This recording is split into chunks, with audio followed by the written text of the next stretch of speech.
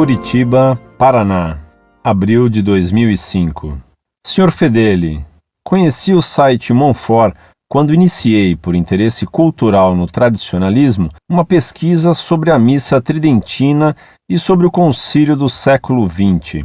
O conteúdo do site foi muito útil para a minha compreensão sobre estes e outros temas católicos que são expostos de forma diferente pelos párocos atuais, que chegam, em alguns casos, a demonizar o tradicionalismo e transformar o Concílio Vaticano II no seu, entre aspas, santo de devoção. Depois de estudar um bom tempo da minha vida em um colégio católico marista, me vi completamente ignorante em matéria de religião e voltado à prática do protestantismo.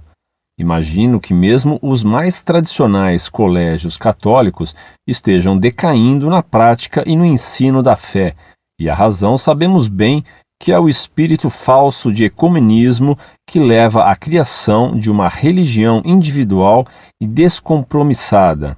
Após um longo tempo afastado do catolicismo, retornei à religião por meio das minhas leituras realizadas nos sites católicos e em livros sobre a religião.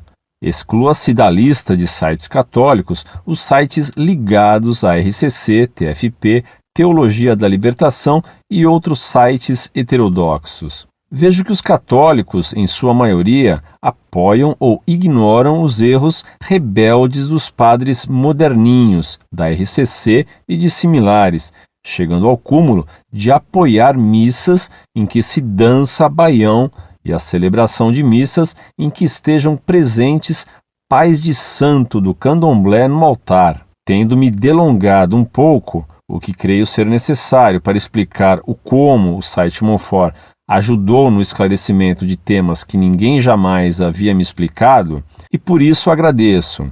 Gostaria de expor alguns fatos que são necessários para que entenda a minha pergunta. Na paróquia que eu frequentava, eram muito comuns menções do padre à política, apoiando sempre a esquerda, e as deformações na ordem da missa e da organização paroquial, das quais citarei apenas algumas recentes. Primeiro, o padre disse: "O Senhor esteja convosco", e quando os fiéis responderam como de costume, o padre disse: "Se ele está no meio de nós, então corações ao alto", e assim prosseguiu. Segundo, durante a missa, o padre chama os fiéis ao microfone para darem testemunho de algum milagre que possa lhes ter acontecido na semana. Terceiro, o padre chama todos os aniversariantes da semana ao microfone e depois todos cantam parabéns para você batendo palmas.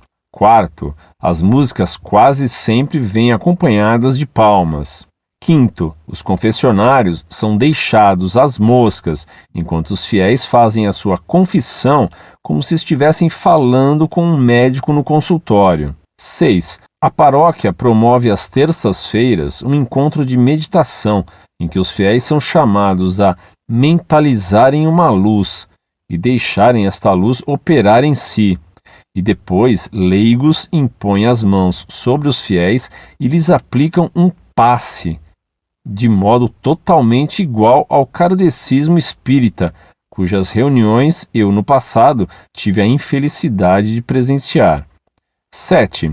A paróquia recebe em cada missa aproximadamente 70 a 100 fiéis, a estimativa é minha, e, no entanto, o padre é auxiliado por aproximadamente 7 ministros extraordinários da Eucaristia, o que é um número excessivo. 8. Um destes ministros extraordinários é abertamente metrosexual, usa brincos, pinta o cabelo, aparentemente, e veste-se quase sempre de cor-de-rosa. No último domingo fui à missa conservadora, embora siga a liturgia de Paulo VI, que tem coral gregoriano, etc. E apesar disso, notei que os confessionários são deixados às moscas e que eu fui o único fiel que recebia comunhão na boca, embora estivesse de pé, pois seria exagero me ajoelhar e iria chamar atenção desnecessariamente. E o padre ainda me olhou com um olhar desafiador, por ter de me entregar o sacramento na boca. Também notei que em ambas as paróquias a penitência foi simplificada, de modo que não precisamos mais falar há quanto tempo nos confessamos e nem rezar a contrição, e em ambas as paróquias os fiéis batem palmas para o coral. Existe algum meio de denunciar estas irregularidades na paróquia que eu usei no meu primeiro exemplo? Seria melhor que eu falasse primeiro com o padre, apesar de achar que ele não irá me ouvir?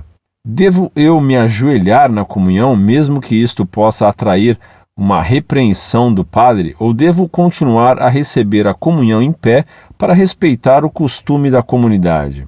Contando com sua resposta para me orientar quanto às medidas necessárias, já que meu conhecimento sobre a organização da igreja é muito pequeno, apesar de saber bem dos abusos cometidos na paróquia, entre aspas, espírita, agradeço pela atenção dispensada.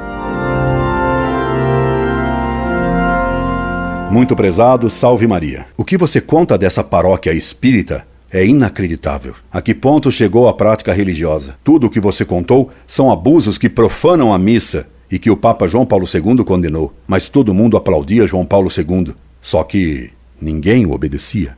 Esses padres já nada têm de católicos. Aí se vê a que conduziu o ecumenismo. Essa é a tirania do relativismo.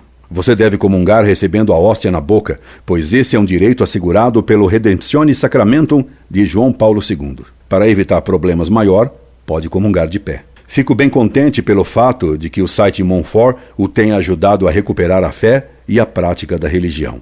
Um grande abraço, amigo. Escreva-me sempre. Incorde Jesus Semper, Orlando Fedeli.